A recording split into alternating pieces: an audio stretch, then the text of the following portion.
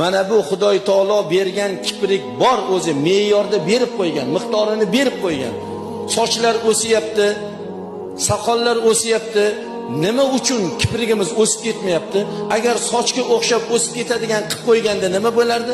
Demak, buni bir miqdorda o'sha tug'ilgandan umri oxirigacha bir xil miqdorda turadigan bo'ldimi? Demak, Alloh taolo buni bandaga bilib bergan. Buni mashaqqat bo'lmasin, har o'sib ketganda qiyib turmasin deb bir xil miqdorda berib qo'ygan. Bu noshukrlar, bu ayollar bugun o'sha kiprik, Xudo bergan kiprikning ustiga yana yasama kipriklar ulab kiliy bilan yopishtiryapti.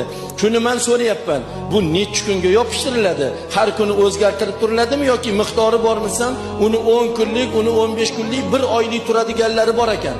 U yerga tegayotgan kelin kiprigini yopishtirib olgan bo'lsa, kiliy bilan, uni tagiga g'usulda suv yetmasa, bu kelin bechora qadam pok bo'lsin bular. Janobat